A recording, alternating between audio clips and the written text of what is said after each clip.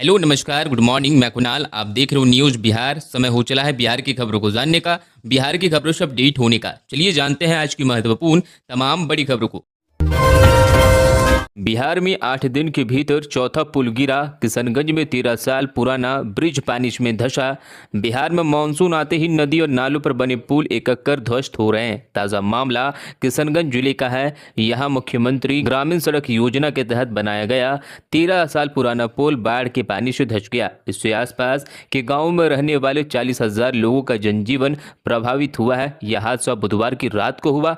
बता दें कि बिहार में बीते 8 दिनों में भीतर पुल गिरने का यह मामला चौथा है। इससे पहले अररिया, पश्चिमी चंपारण और सिवान जिले में भी पुल गिर चुके हैं।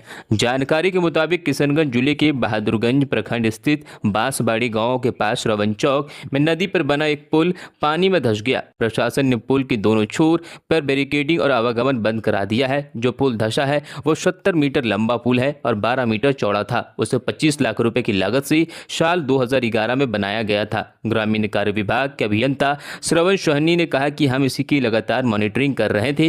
इसके बारे में विभाग को पूर्व में ही लिखित रूप से सूचना दी गई थी। उन्होंने कहा कि बुधवार के शाम में भी वह मौके पर निरीक्षण के लिए आए थे और बाद में आवागमन को पूरी तरह से रोक दिया था।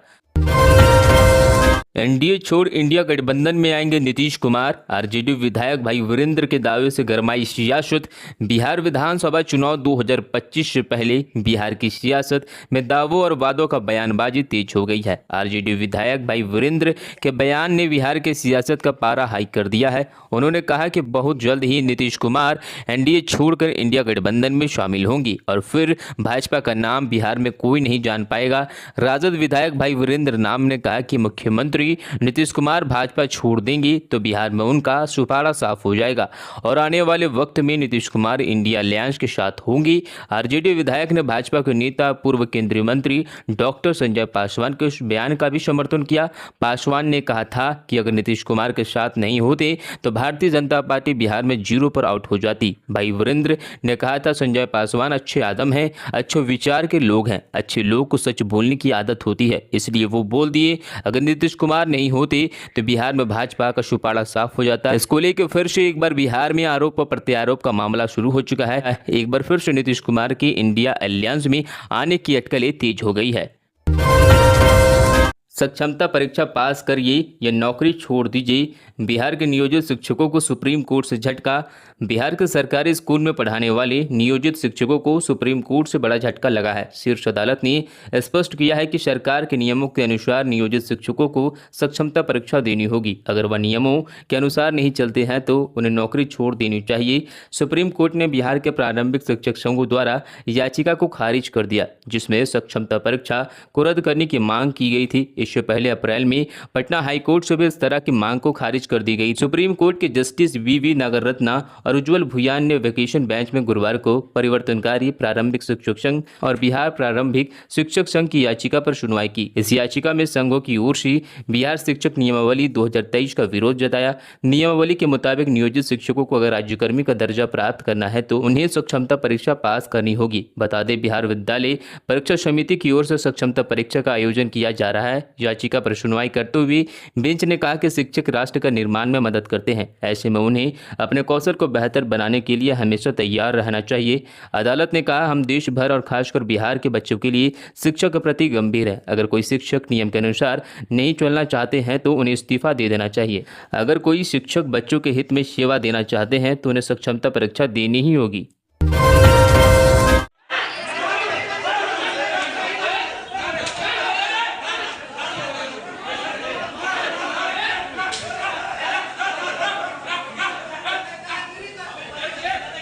आरा में पुलिसकर्मी को अस्पताल में सुरक्षा कर्मियों ने धुना जमकर बरसाए थप्पड़। बिहार के आरा जिले के सदर अस्पताल में उस वक्त हंगामा मच गया जब अस्पताल के प्राइवेट सिक्योरिटी गार्डों ने पुलिसकर्मी पर हमला बोल दिया। किसी बात को लेकर हुए विवाद में नौबत मारपीट तक पहुंच गई और इस दौरान गुस्साए अस्पताल के सुरक्षा कर्मियों ने पुलिसकर्मी पर घूसे और थप्पड़ बरसा दिए, साथ ही डंडे से भी वार किए। अस्पताल में मारपीट की घटना का वीडियो अब सोशल मीडिया पर वायरल हो रहा है। जिसमें प्राइवेट गार्ड बिहार पुलिस के सिपाही को बेकाबू होकर हमला कर रहे थे और थप्पड़ और लात घूंसे बरसा रहे थे। वहीं एक गार्ड ने डंडे से वार कर रहे थे।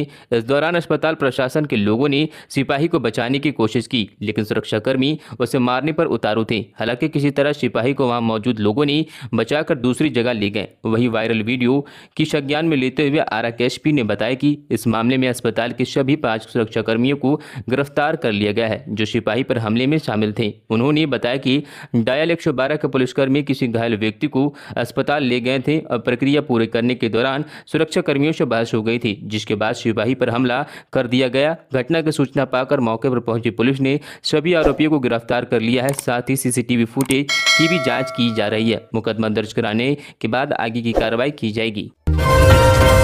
पटना समेत आधे बिहार में झमाझम बारिश, गर्मी हुई छूमंतर। इन जिलों में भी मानसून पकड़ रहा रफ्तार।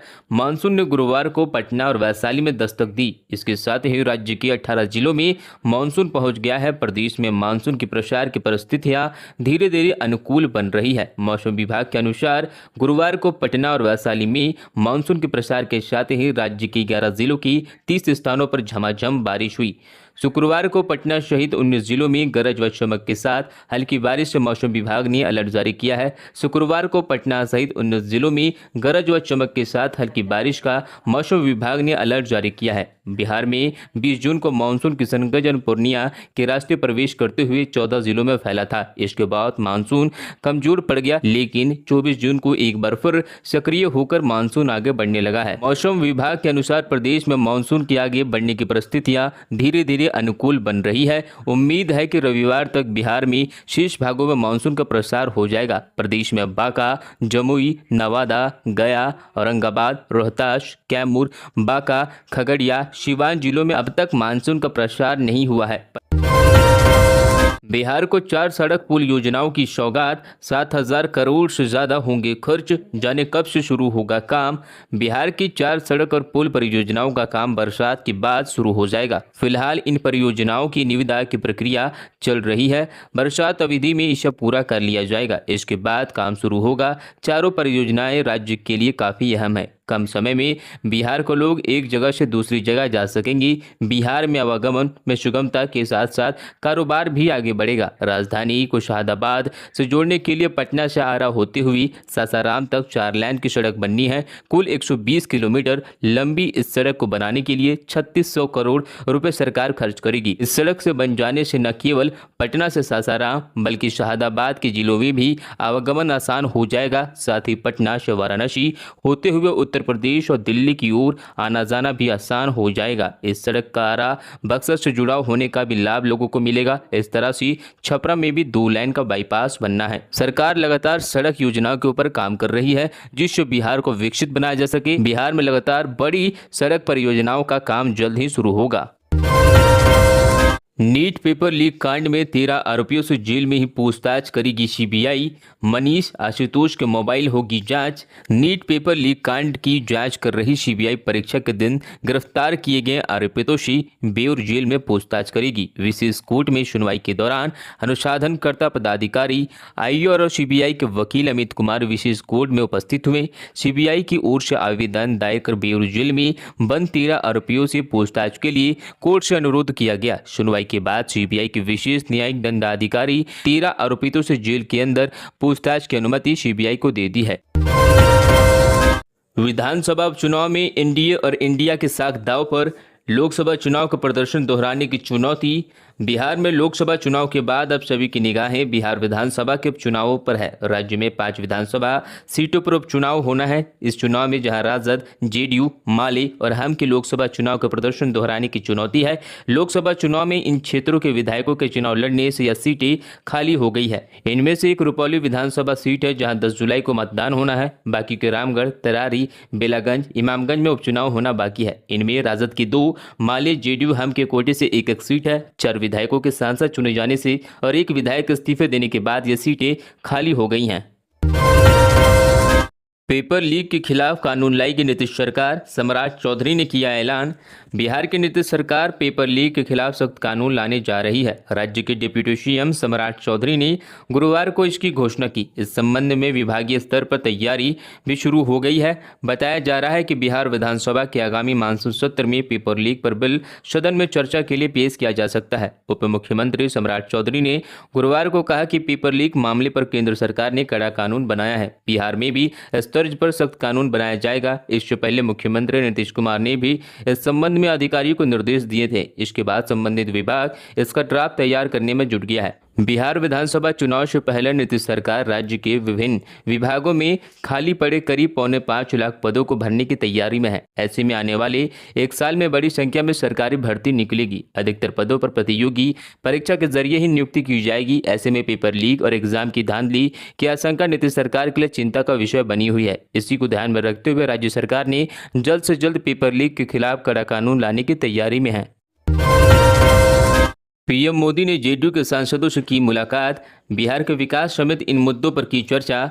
प्रधानमंत्री नरेंद्र मोदी ने कल संसद भवन में नीतीश कुमार की पार्टी जेडीयू के सांसदों से मुलाकात की। जेडीयू के सांसद लल्लन सिंह, लवली आनंद समेत अन्य सांसद मौजूद रहे। इस दौरान बिहार के मुख्यमंत्री नीतीश कुमार के नेतृत्व में हो रहे विकास को लेकर विभिन्न बिंदुओं पर चर्चा हुई। जनता दल यूनाइटेड के सांसदों ने प्रधानमंत्री के नेतृत्व में भारत को विकसित राष्ट्र बनाने और अपनी पूरी निष्ठा से समर्पित रहने के संकल्प को दोहराया। आपको बता दें, कल लोकसभा और राज्यसभा में संयुक्त सत्र हुआ, जिसमें राष्ट्रपति द्रौपदी मुर्मू ने संबोधित किया। सत्र के समाप्त होने के बाद पीएम नरेंद्र मोदी ने एनडीए के सहयोगी दल जेडीयू के सांसदों से मुलाकात की। साथ ही एक्स पर पोस्ट करते हुए मुलाकात की जानकारी भी दी।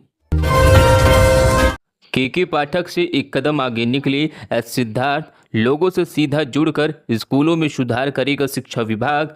बिहार की शिक्षा व्यवस्था में सुधार लाने के लिए शिक्षा विभाग की ओर से पिछले समय से कई नवाचार लाए गए। लगभग एक साल शिक्षा विभाग के अपर मुख्य सचिव रहे चर्चित आईएएस अधिकारी के पाठक ने सरकारी स्कूलों में निरीक्षण का नियम लाकर समस्याओं की जड़ तक पहुंचने की कोशिश की। अब शिक्षा विभाग के नए अपर मुख्य सचिव एस सिद्धार्थ उनसे एक कदम और आगे निकल गए। उन्होंने अभिभावकों और लोगों से सीधे जुड़कर स्कूलों से जुड़ी समस्याएं जानने के लिए टोल फ्री नंबर और व्हाट्सएप नंबर जारी किए। खास बात यह है कि तरीका कारगर भी साबित हो रहा है। ग्रामीण इलाकों में बड़ी संख्या में लोग स्कूल, बच्चों और शिक्षकों से जुड़ी शिकायतें सीधे एसीएस से कर रहे हैं। कहा जा सकता है शिक्षा विभाग के वरिष्ठ पदाधिकारी बीते एक साल में स्कूल का सघन निरीक्षण करके जो काम नहीं कर पाए, वो व्हाट्सएप नंबर जारी करने की एक साधारण पहल ने कर दिखाया।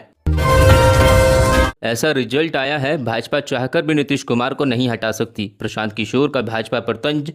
जन स्वराज के संस्थापक और चुनावी रणनीतिकार प्रशांत किशोर ने एक कार्यक्रम को संबोधित करते हुए भारतीय जनता पार्टी पर तंज कसा है। साथ ही इशारों में तेजस्वी यादव को भी लपेटे में ले लिया है। प्रशांत किशोर ने कहा कि लोकसभा चुनाव का रिजल्ट ऐसा आया है कि अब भाजपा वाले चाहकर भी नीतीश कुमार को हटा नहीं सकते हैं, लेकिन बिहार की जनता नीतीश को हटाने के लिए कमर कसकर बैठी है। प्रशांत किशोर ने कहा कि अब भाजपा वाले के हालात आप जैसे समझ लीजिए। दिल्ली बचाना है तो नीतीश जी को कुर्सी पर बैठाए रखना है, और नीतीश बाबू को कुर्सी पर बैठाइएगा तो बिहार को गवाइएगा। इसलिए अब भाजपा उलझ गई है। पीके ने कहा कि अभी हाल ही में पेपर लीक हुई है। जो बच्चे दिन रात मेहनत करके पढ़ाई कर रहे हैं, उनका पेपर लीक हो गया, उनका चिंता नहीं है। प्रशांत किशोर ने बिना नाम लिए तेजस्वी यादव पर भी निशाना साधते हुए कहा कि बिहार में पढ़े लिखे लड़के दिल्ली मुंबई में जाकर मजदूरी कर रहे हैं, और नववफील नेता का लड़का यहाँ राज कर रहा है, और वे लोग हम लोगों को ज्ञान दे रहे हैं कि हमको फिर से कुर्सी में बैठा दो तो हम सबको नौकरी दे देंगे। लेकिन अब नौकरी नहीं, अधिकार और राज चाहिए। राज होगा तो नौकरी अपने आप आ जाएगी। राज तुम करोगी और नौकरी के लिए भीख हम मांगेंगे।